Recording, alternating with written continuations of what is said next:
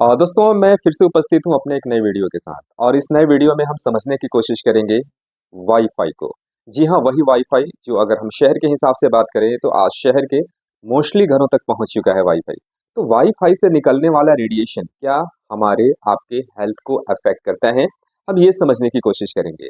इसके साथ ही हम ये भी समझने की कोशिश करेंगे कि वाईफाई की शुरुआत कब हुई और किसने किया। यानी वाईफाई से जुड़े हुए हम उन चीज़ों को समझने की कोशिश करेंगे जो ज़्यादातर लोग ये सोचते हैं कि यह हार्मफुल है या फिर हमारे लिए एक पॉजिटिविटी के रूप में है या फ़ायदेमंद है। तो आज इन्हीं सवालों का हम जवाब ढूँढने की कोशिश करेंगे। तो चलिए और शुरू करते हैं। 6, 5, 4, 3, 2, 1। बात जब हम वाईफाई की कर रहे हैं तो बिल्कुल वाईफाई भी रेडिएशन छोड़ता है। यह रेडिएशन इलेक्ट्रोमैग्नेटिक रेडिएशन कहलाता है जो रेडियो फ्रीक्वेंसी आरएफ स्पेक्ट्रम का हिस्सा होता है।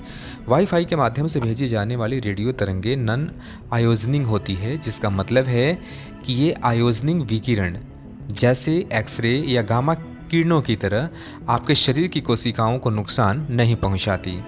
नॉन आयोजनिक विकिरण का इस्तेमाल कई अन्य वायरलेस तकनीकों में भी होता है, जैसे मोबाइल फ़ोन, टीवी और रेडियो प्रसारण।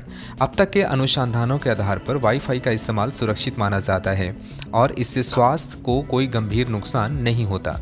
हालांकि इस पर अध्ययन जारी है और लंबे समय तक अत्यधिक एक्सपोजर से बचने की सलाह दी जाती है। अब बात करते हैं कि वाईफाई की शुरुआत कब से हुई। वाईफाई की शुरुआत 1990 के दशक में हुई थी, लेकिन इसका विकास और इसके पीछे की तकनीक उससे पहले शुरू हो गई थी। वाईफाई की जड़ें एक ऑस्ट्रेलियाई वैज्ञानिक समूह से जुड़ी है, जिसके प्रमुख योगदान जॉन ओ सुलिवान और उनकी टीम का है। इस टीम ने ऑस्ट्रेलियाई सरकार अनुसंधान एजेंसी CSIRO यानी commonwealth scientific and industrial research organisation है, जिसके लिए काम करते हुए वाईफाई की आधारभूत तकनीक विकसित की थी।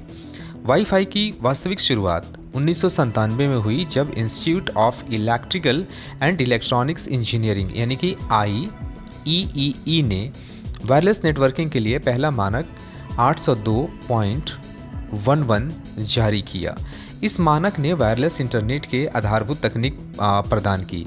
इसके बाद 1999 में वाईफाई अलायंस नामक संगठन द्वारा औपचारिक रूप से ब्रांडेड किया गया, जो वाईफाई मानकों को प्रमाणीकरण करता है और इसे बढ़ावा देता है।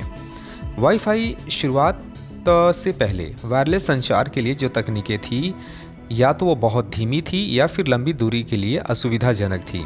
वाईफाई ने इस समस्या का हल किया और इंटरनेट एक्सेस तेज, सुविधाजनक और व्यापक रूप से उपलब्ध बनाया।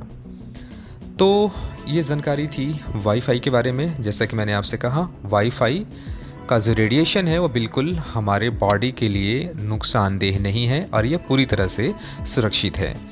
तो आज की इस वीडियो में यहीं तक, लेकिन फिर से रिक्वेस्ट वही कि ये वीडियो कैसा लगा अगर आप हमें बताएं तो हमें खुशी होगी। धन्यवाद।